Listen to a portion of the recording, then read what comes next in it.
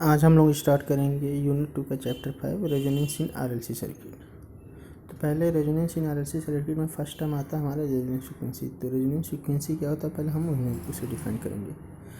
तो किसी भी सीरीज आरएलसी सर्किट के लिए जब एक्सएल की वैल्यू जिसको हम इंडक्टिव रिएक्टेंस कहते हैं उसी सर्किट के एक्सी की वैल्यू मतलब जिसको हम कैपेसिटिव रिएक्टेंस कहते हैं के बराबर हो जाए तो उसको हम लोग रेजोनेंस फ्रीक्वेंसी कहते हैं। मतलब the frequency at which the inductive reactance XL will be equal to the capacitive reactance XC in a series RLC circuit that frequency is known as a resonance frequency, जिसको हम लोग F R से denote करते हैं और FZ से major करते हैं। तो एक बार फिर से समझ लेंगे कि फ्रीक्वेंसी के जिस वैल्यू के लिए इंडक्टिव रिएक्टेंस एक्सएल की वैल्यू कैपेसिटिव रिएक्टेंस एक्सी की वैल्यू के बराबर हो जाए किसी भी सीरीज आरएलसी सर्किट में, उस फ्रीक्वेंसी को ही हम लोग रेजोनेंस फ्रीक्वेंसी कहते हैं।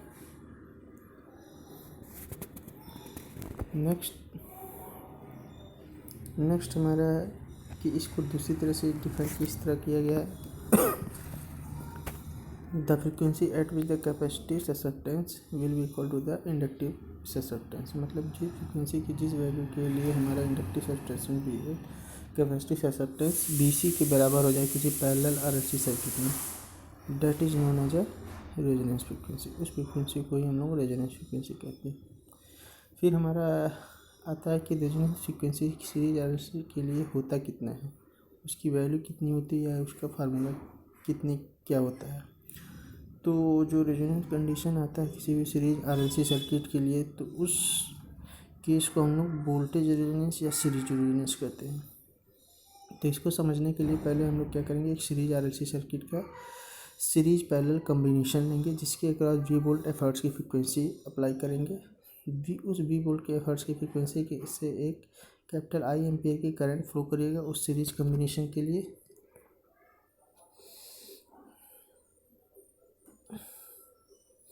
जिस आई के फ्लो होने के कारण आर के क्रॉस का ड्रॉप बी आर हो जाएगा, एल के क्रॉस का ड्रॉप बी एल हो जाएगा और सी के क्रॉस का ड्रॉप बी सी हो जाएगा। एल को हम एक्सएल में चेंज कर लेंगे और सी को एक्सी में चेंज कर लेंगे। फिर by the definition of resonance frequency हमको तब मिलेगी किसी सीरीज आरएलसी सर्किट में जब उस सर्किट के एक्सएल की वैल्यू एक्सी के बराबर होगी। तो उसको आगे समझने के लिए यहाँ पे हमने क्या किया है कि एक्सएल की वैल्यू को एक्सी से इक्वेट करा लिया है। जब एक्सएल की वैल्यू को एक्सी से इक्वेट कराएंगे तो रेजोनेंस कंडीशन पे जो एक्सएल बराबर होता है ओमेगा एल, तो ओमेगा को हम डिनोट करेंगे ओमेगा आर से, और एक्सी बराबर होता है 1 अपॉन ओमेगा से, तो यहाँ पे भी ओमेगा को डिनोट करेंगे ओमेगा आर से। तो रेजोनेंस कंडीशन में हमने बताया कि ओमेगा को डिनोट करते हैं ओमेगा से और एफ को डिनोट करते हैं एफ आर से। तो नेक्स्ट स्टेप में क्या होगा, ओमेगा आर मल्टीप्लाई होकर के ओमेगा आर स्क्वायर हो जाएगा और राइट साइड में हमारा 1 अपॉन एल इंटू सी हो जाएगा। नेक्स्ट स्टेप में दोनों साइड में स्क्वायर रूट लेंगे तो हमारा जो ओमेगा आर स्क्वायर था वो हमारा ओमेगा आर में चेंज हो जाएगा और जो हमारा राइट हैंड साइड में 1 अपॉन एल सी था वो 1 अपॉन रूट एल इंटू सी हो जाएगा। नेक्स्ट स्टेप में हमारा ओमेगा को रिप्लेस करेंगे 2 पाई एफ से, लेकिन हमने बताया कि रेजोनेंस कंडीशन में एफ को लिखेंगे एफ आर, तो 2 पाई एफ आर से is equal to 1 upon root L C, तो F R is equal to क्या हो जाएगा 1 upon 2 pi root L into C. इसी फ्रीक्वेंसी को हम लोग रेजोनेंस फ्रीक्वेंसी कहते हैं किसी भी सीरीज आरएलसी सर्किट के लिए।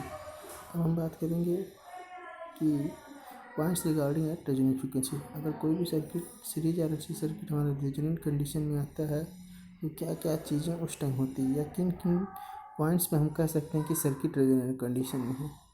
तो पहला कि जैसा कि बताया गया कि रेजोनेंस फ्रीक्वेंसी तभी हो उस टाइम कहलाएगी जिस फ्रीक्वेंसी के लिए आपका एक्सएल और एक्सी बराबर हो जाएगा। तो हम जानते हैं कि एक्सएल और एक्सी जब बराबर होगा तो एक्सएल बराबर एक्सी होने के कारण V L equal to B C हो जाएगा, क्योंकि वी एल इजक्वल टू क्या होता है आई इंटू एक्सएल और बी सी इजक्वल टू होता है आई इंटू एक्सी। फिर यहाँ पे हमने बताया एक्सएल एक्सी की वैल्यू बराबर और सीरीज कम्बिनेशन में होने के कारण आई भी बराबर है, तो इसलिए आई इंटू एक्सएल आई इंटू एक्सी से वी एल बी सी भी बराबर हो जाएगा। फिर नेक्स्ट रिएक्टेंस की बात करेंगे। फिर हमने बताया था कि आपको कि किसी भी सीरीज आरएलसी सर्किट में जब हम फेजर डायग्राम ड्रा करते हैं तो जो एक्सएल और एक्सी कंपोनेंट हैं ये वर्टिकल अपोजिट कंपोनेंट हैं, मतलब एक्सएल और एक्सी एक दूसरे के अपोजिट कंपोनेंट हैं, तो जब भी इनका हम नेट रिएक्टेंस निकालेंगे तो यानी कि ये एक दूसरे को कैंसिल करने की कोशिश करेंगे। तो अगर जो ग्रेटर होगा वो या तो उसकी तरफ बिहेव करेगा, अगर ये इक्वल होगा तो वो एक दूसरे को पूरी तरीके से कैंसिल आउट कर देंगे। मतलब जब हम XL equal to XC calculate करेंगे तो वहाँ पे हमारा जो नेट रिएक्टेंस आएगा वो जीरो आएगा। तो जब अगर हमारा किसी सीरीज और एलएचएस सर्किट में नेट रिएक्टेंस जीरो होगा तो उस सर्किट का बिहेवियर जो होगा वो प्योरली रेजिस्टिव की तरह होगा। नेक्स्ट पॉइंट हमारा इम्पीडेंस। तो किसी सीरीज और एलएचएस सर्किट के लिए इम्पीडेंस का फार्मूला हम लोग जानते हैं कि root over Z is equal to root over R square plus XL minus XC का होल स्क्वायर। तो हमने बताया नेट एक्सएल माइनस एक्सी क्या है, नेट रिएक्टेंस, जिसकी वैल्यू रेजोनेंट कंडीशन में किसके बराबर होगी, जीरो के बराबर होगी। तो जब जीरो के बराबर होगी तो इम्पीडेंस एट रेजोनेंट कंडीशन किसके बराबर होगा, आर के बराबर होगा। नंबर चौथा क्या है, impedance in complex form. Impedance in complex form की बात करें तो इम्पीडेंस इन कॉम्प्लेक्स फॉर्म जब हमारा जो एक्सएल एक्सी टर्म है वो हमेशा किसके साथ जुड़ता है कॉम्प्लेक्स फॉर्म में, इमेजिनरी टर्म के साथ, यानी जो वो उसकी नेट वैल्यू जब जीरो है तो इम्पीडेंस इन कॉम्प्लेक्स फॉर्म क्या हो जाएगा हमारा, आर प्लस जे जीरो। तो ये R plus J zero complex form का रेक्टेंगुलर फॉर्म है। ये नेक्स्ट आएगा जब इसको हम पोलर फॉर्म में लिखना चाहेंगे तो ये आर एंगल जीरो हो जाएगा, जो कि ठीक। अब हम बात करेंगे सप्लाई करंट। तो सप्लाई करंट की वैल्यू बात जब करेंगे तो सप्लाई करंट क्या है कि आई इज इक्वल टू किसी भी एसी सर्किट के लिए आई की वैल्यू कैलकुलेट करने के लिए हम यूज करते हैं I is equal to V by Z. तो वी बाई जेड में अब हमको बात करना है कि जो जेड की वैल्यू रेजोनेंट कंडीशन में मिलेगी जिसकी वैल्यू आर के बराबर होती है, वो रेजोनेंट कंडीशन में वो जेड क्या कहलाता है, उस सर्किट का मिनिमम इम्पीडेंस कहलाता है, क्योंकि वहाँ पर नेट रिएक्टेंस की वैल्यू जीरो हो जाती है। इसलिए उस रेजोनेंट कंडीशन में वो इम्पीडेंस मिनिमम कहलाता है। तो जेड और आई एक दूसरे के रेसिप्रोकल हैं, तो इसलिए अगर जेड मिनिमम होगा तो करंट की वैल्यू उस केस में मैक्सिमम हो जाएगी। नेक्स्ट है at resonant circuit behaves as a purely circuit, जैसा कि हमने पहले भी डिस्कस कर लिया। फिर बात करेंगे कि फेज एंगल। तो फेज एंगल फाइव को हमने कहाँ देखेंगे, जेड के पोलर फॉर्म से। तो जेड के पोलर फॉर्म में देखेंगे एंगल फाइव, एंगल पे कितना वैल्यू दिया है, जीरो। तो उसी एंगल को जेड के पोलर फॉर्म के एंगल को ही उस सर्किट का फेज एंगल कहते हैं। तो phi equal to zero. Simply जब उस सर्किट का पावर फैक्टर निकालेंगे तो कॉस फाइव होता है पावर फैक्टर, तो कॉस जीरो करेंगे तो आएगा वन, यानी किसी भी रेजोनेंस सर्किट के लिए पावर फैक्टर की वैल्यू वन होती है। बात करेंगे पावर का। तो पावर पी क्या था, power P is equal to V I cos phi. तो कॉस फाइव की वैल्यू वन है, तो सिंपली इस केस में पावर की वैल्यू वी आई हो जाएगा। फिर आपको यहाँ पे बताया गया कि जो इम्पीडेंस का इम्पीडेंस के कॉम्प्लेक्स का जो रेक्टेंगुलर फॉर्म है उसको हम लोग लिखे हैं आर प्लस जे जीरो, यानी कि उसको देख करके हम ये कह सकते हैं कि किसी भी सीरीज आरएलसी सर्किट के इम्पीडेंस की वैल्यू रेजोनेंट कंडीशन में जो इमेजिनरी टर्म का कोफिशिएंट होगा वो जीरो के बराबर होगा। नेक्स्ट पॉइंट है हमारा Q factor of a series RLC circuit. तो क्यू फैक्टर को सिंपली डिफाइन किया गया है किसी सीरीज आरएलसी सर्किट के लिए, it is define as a voltage magnification. अब बात करेंगे कि वोल्टेज मैग्नीफिकेशन क्या होता है। तो voltage magnification is define as a ratio of V L R V R O R V C to the total supply voltage भी। मतलब किसी भी सीरीज आरएलसी सर्किट के लिए वोल्टेज रेजोनेंस क्वालिटी फैक्टर वो पॉइंट है जो कि वोल्टेज मैग्नीफिकेशन कहलाता है। तो वोल्टेज मैग्नीफिकेशन हमने बताया या तो वी एल बाई वी के रेशियो को कहिए या तो वी सी बाई वी के रेशियो को कहिए। अब हम बात करेंगे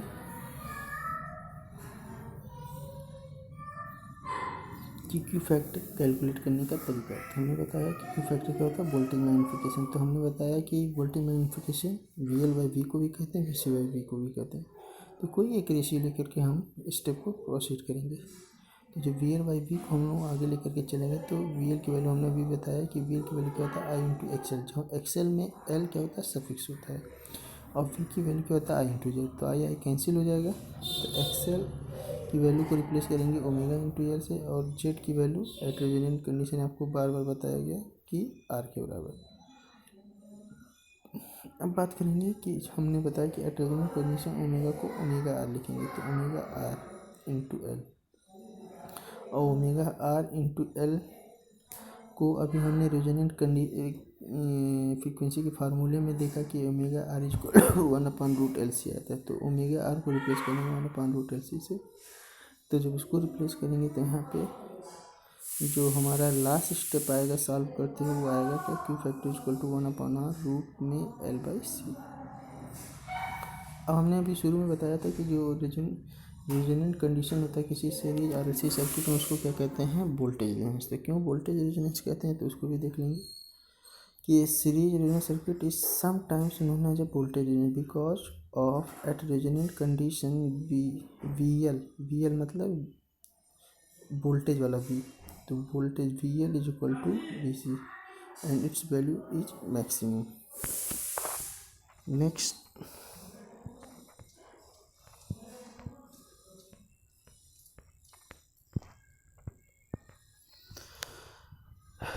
point, it is sometimes also known as a acceptor circuit because of it allows the current only at the resonant frequency not other than that। मतलब इसको एक्सेप्टर सर्किट इसलिए कहते हैं क्योंकि ये केवल उन्हीं करंट को अलाउ करता है जो रेजोनेंट फ्रिक्वेंसी पे मिलती है, और उनके अदर जो फ्रिक्वेंसी होती है उनको वो अलाउ नहीं करता है। तो ये केवल उन्हीं करंटों को अलाउ करती है जो रेजोनेंट फ्रिक्वेंसी पे हमें मिलती है। नेक्स्ट पॉइंट हमारा resonant frequency in parallel RLC circuit, जिसको हम लोग पैरेलल रेजोनेंस या करंट रेजोनेंस कहते हैं। तो हम बात करेंगे कि पैरेलल RLC सर्किट का कोई एक फिक्स फॉर्मेट नहीं होता है, क्योंकि अगर हमको पैरेलल RLC सर्किट जब चैप्टर हमने पढ़ा तो वो उस चैप्टर का नाम ही था पैरेलल RLC और series parallel RLC circuit. Parallel और सीरीज पैरेलल RLC सर्किट मतलब सिंपली पैरेलल हो एलिमेंट्स या सीरीज पैरेलल के कम्बिनेशन में RLC जुड़े हों, तो सारे सर्किट पैरेलल RLC के उसमें ही आते, कैटेगरी में आते हैं। तो हम यहाँ पे एक डिस्कस करेंगे रेजोनेंट फ्रिक्वेंसी के लिए कि कोई एक सर्किट है जिसमें एक ब्रांच RL है और दूसरा ब्रांच प्योरली C है, और वो दोनों ब्रांच एक दूसरे के पैरेलल हैं। तो इस तरह के कम्बिनेशन को हम लोग कहेंगे सीरीज पैरेलल RLC सर्किट। तो हमने पैरेलल RLC सर्किट को सॉल्व करने का आपको एक प्रोसेस डिस्कस किया था। पहला काम हम क्या करेंगे, हर ब्रांच के इम्पीडेंस को कॉम्प्लेक्स फॉर्म में लिखेंगे, और कॉम्प्लेक्स का जो फॉर्म सुटेबल हो पहले उसमें लिखेंगे। तो पहले देखेंगे RL ब्रांच है तो L को हम XL में चेंज करते हुए और C को XC में चेंज करते हुए लिखेंगे कि Z1 इज इक्वल टू पहला ब्रांच RL जिसका इम्पीडेंस RL है, और उसका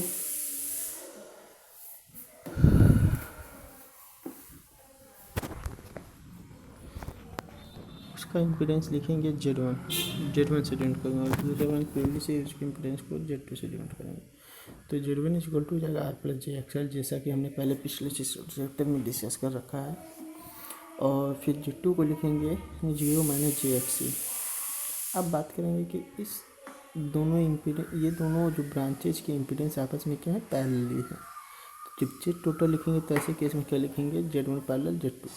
जैसे हम रेजिस्टेंस को पैरेलली सॉल्व करते थे 1/R equivalent is equal to 1/R1 + 1/R2, उसी तरह इम्पीडेंस को भी उसी प्रोसेस में रखेंगे, सॉल्व करेंगे। तो 1/Z total equal to 1/Z1 + 1/Z2 कर लेंगे। तो Z1 की वैल्यू वहाँ पुट कर देंगे, Z2 की वैल्यू भी पुट कर देंगे। फिर उसको सॉल्व करने के लिए क्या करेंगे, हमारा टारगेट ये रहना चाहिए कि हमको इस पूरे टोटल इम्पीडेंस की जो वैल्यू आएगा उसमें रियल टर्म और इमेजिनरी टर्म को ब्रेक कर लेना है। तो रियल टर्म और इमेजिनरी टर्म को ब्रेक करने के लिए पहले हम R+jXL के कॉम्प्लेक्स कॉन्जुगेट से ऊपर नीचे मल्टीप्लाई करेंगे, और जो सेकंड टर्म है उसमें J से ऊपर नीचे मल्टीप्लाई करेंगे।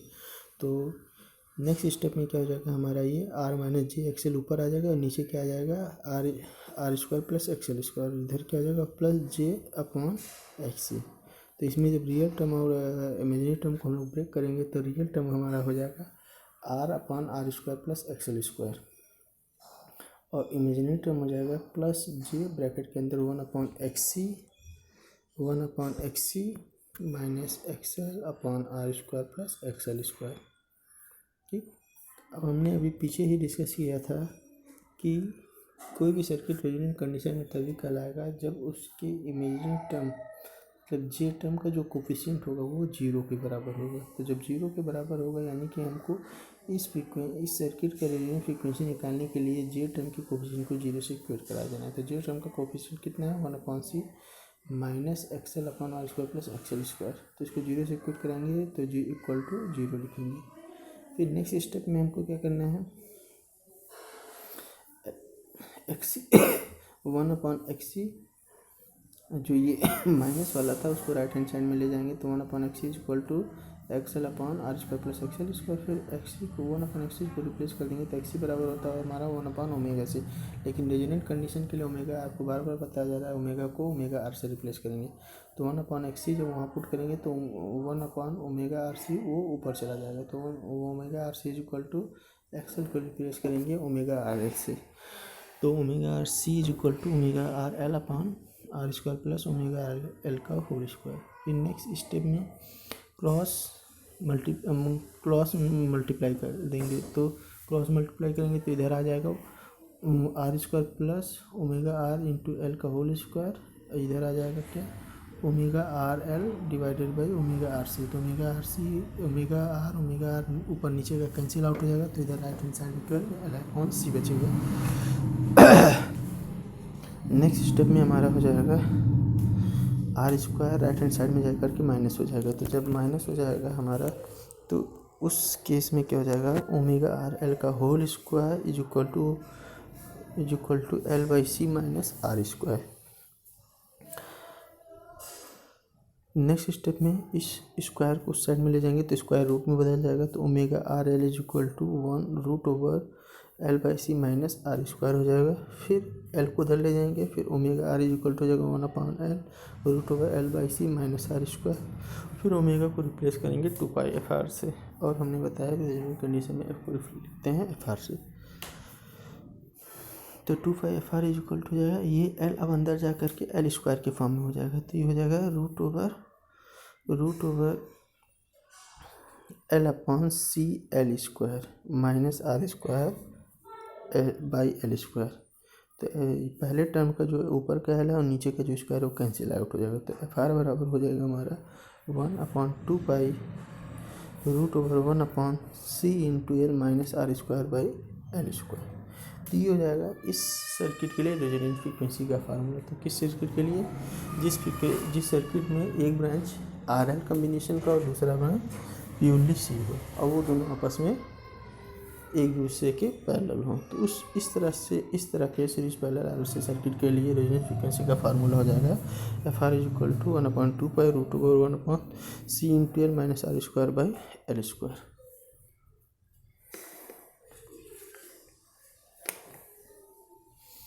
बात करेंगे कि ऐसे सर्किट में इम्पीडेंस की वैल्यू क्या होगी at resonant condition. Series RLC circuit के लिए हमने इम्पीडेंस एट रेजोनेंट कंडीशन की बात की थी। तो वहाँ पर हमने देखा कि सीरीज आरएलसी सर्किट के लिए इम्पीडेंस एट रेजोनेंस की वैल्यू किसके बराबर आई थी आर के बराबर जेड इक्वल टू आर।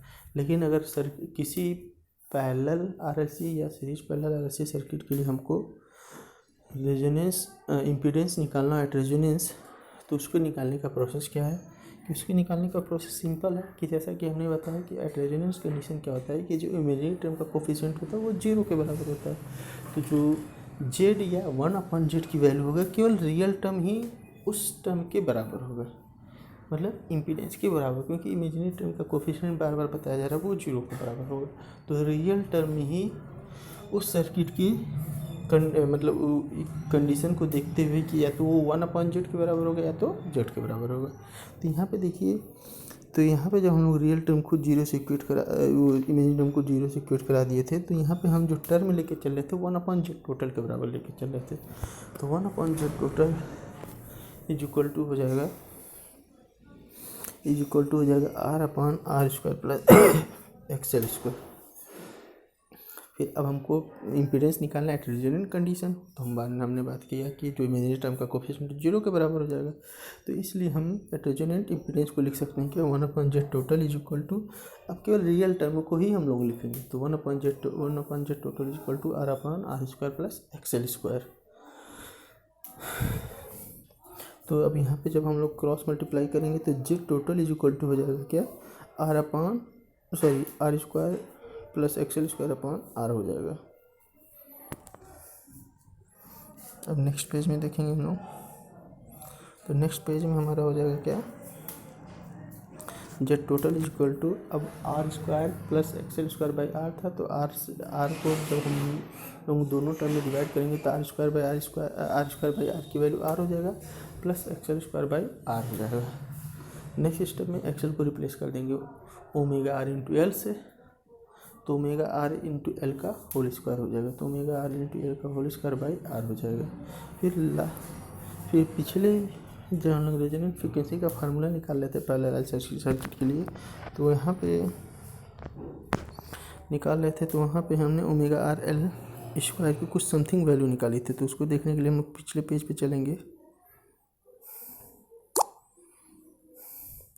तो जब पिछले पेज पे चलेंगे तो हमको दिखेगा यहाँ पे, जहाँ पे हमने इक्वेशन 1 लिख रखा है, तो ओमेगा आर एल का whole square is equal to L by C minus R square है। तो इसी वैल्यू को वहाँ पे ले जा करके हम लोग पुट कर दें, तो पुट करेंगे तो हमारा तो Z total is equal to हो जाएगा R plus L by C minus R square by R. तो Z total is equal to हो जाएगा आर प्लस, अब इस आर को ऊपर लिखेंगे तो R plus L by C R minus R square by R, तो आर से आर कैंसिल। तो इसको जब लास्ट स्टेप तक सॉल्व करेंगे तो हमको ये दिखेगा कि जेड टोटल जो मिलेगा, मतलब जेड टोटल मतलब resonance at impedance at resonant condition L by C R के बराबर होगा। फिर आगे बात करेंगे कि किसी भी पैरेलल आरएलसी सर्किट के लिए जो इम्पीडेंस होता है एट रेजोनेंट कंडीशन वो मैक्सिमम होता है। सीरीज आरएलसी सर्किट के लिए impedance at resonant condition minimum होता है, लेकिन पैरेलल के लिए मैक्सिमम होता है। तो ऐसे केस में मिलने वाला करंट क्या होगा, यानी कि हमने बताया कि जेड और आई एक दूसरे के रेसिप्रोकल केस हैं। तो अगर पैरेलल आरएलसी सर्किट के लिए जेड की वैल्यू मैक्सिमम होगी तो पैरेलल आरएलसी सर्किट के लिए आई की वैल्यू मिनिमम होगी। लेकिन जैसे इसका अपोजिट है कि सीरीज आरएलसी सर्किट के लिए जेड की वैल्यू मिनिमम होती है और करंट की वैल्यू मैक्सिमम होती है। तो parallel resonant circuit is sometimes called as a rejector circuit because at resonant frequency the line current जिसको हम सप्लाई करंट भी कहते हैं इज मिनिमम। अभी हमने बताया कि जब जेड की वैल्यू होगी मैक्सिमम तो आई की वैल्यू मिनिमम होगी, तो जो कि इतनी मिनिमम होती है कि वो ऑलमोस्ट रिजेक्ट होते हैं, रिजेक्टेड। तो इसीलिए हम जो कि मतलब नगण्य के बराबर होते हैं, इसीलिए इसको रिजेक्टर सर्किट कहते हैं। हमने बताया था कि सीरीज पैरेलल से एक्सेक्टर क्यों कहते हैं, क्योंकि वो उन्हीं करंट को अलाउ करता है जो रेजोनेंट फ्रीक्वेंसी पे मिलती है। लेकिन इसमें क्या है, रेजोनेंट फ्रीक्वेंसी पे जो करंट की वैल्यू होती है बहुत कम होती है, जिसको हम नगण्य कह सकते हैं, तो जिसको ये रिजेक्ट कर देता है। तो इसलिए हम लोग इसको रिजेक्टर सर्किट कहते हैं। फिर लिखा है in parallel resonant circuit circulating current between the branches many times the line current such, क्योंकि लाइन करंट की वैल्यू बताया मिनिमम होती है, तो जो करंट ब्रांचेज के बीच में करंट सर्कुलेट करता है वो मेनी टाइम्स ऑफ द होता है लाइन करंट के। तो such type of the resonant circuit is sometimes known as a current resonance. जो लाइन करंट की वैल्यू होती है, जो सर्कुलेटिंग करंट की वैल्यू होती है ब्रांचेज के बीच में, उसकी वैल्यू लाइन करंट की मेनी टाइम्स होती है, मतलब बहुत ज़्यादा होती है, क्योंकि लाइन करंट की वैल्यू बहुत ही कम होती है जो कि ऑलमोस्ट रिजेक्ट के बराबर। तो इसलिए इसको हम लोग कहते हैं करंट रेजोनेंस। तो ये कुछ अलग अलग शेप्स हैं पैरेलल आरएलसी सर्किट के लिए, जिसके लिए अलग अलग रेजोनेंट फ्रीक्वेंसी का फार्मूला आता है। तो एक शेप है जिसमें हमारा एक ब्रांच आर एल है, दूसरा ब्रांच आर सी है। तो किसी भी तरीके का पैरेलल आरएलसी हो या सीरीज पैरेलल आरएलसी सर्किट हो, process same in the means कि पहले आपको क्या करना है, ब्रांच वाइज इम्पीडेंस लिख लेना कॉम्प्लेक्स फॉर्म में। फिर उन ब्रांचेज का रिलेशन देख लेना कि कौन कौन से ब्रांचेज आपस में सीरीज में, कौन कौन से ब्रांचेज आपस में पैरेलल में। उस रिलेशन को देखते हुए जेड टोटल लिखेंगे। अगर पैरेलल में है तो Z one parallel Z two कर दीजिएगा, अगर सीरीज में है तो Z one plus Z two कर दीजिएगा। और फिर इसको सॉल्व करेंगे हम लोग जेड टोटल निकालने के लिए। और जेड टोटल निकालने के लिए जब सॉल्व करेंगे तो टारगेट हमारा ये होना चाहिए कि सॉल्व करके हम लोग लास्ट स्टेप में रियल और इमेजिनरी टर्म को ब्रेक कर लेंगे। और जब ब्रेक कर लेंगे तो इमेजिनरी टर्म को 0 से इक्वेट करा देंगे, और इक्वेट कराने के बाद उसको तब तक सॉल्व करेंगे जब तक वो एफ आर के टर्म में डाटा ना आ जाए। और जो एफ आर के टर्म में डाटा आएगा उसी को हम रेजोनेंट फ्रिक्वेंसी कहेंगे। इसी तरह नेक्स्ट सर्किट डायग्राम है जिसमें हमारा आर और सी पैरेलल में है और उनका जो कॉम्बिनेशन होगा वो एल के सीरीज में है। तो इस तरह से हमारे कुछ पैरेलल आरएलसी सर्किट हैं। नेक्स्ट उस पर चलते हैं। अब हमारा आ जाएगा क्वालिटी फैक्टर और Q factor for parallel resonant circuit. तो जैसे हमने बताया था कि Q factor series RLC circuit के लिए डिफाइन है वोल्टेज मैग्नीफिकेशन, इसी तरह हमारा Q factor parallel RLC circuit के लिए डिफाइन है करंट मैग्नीफिकेशन।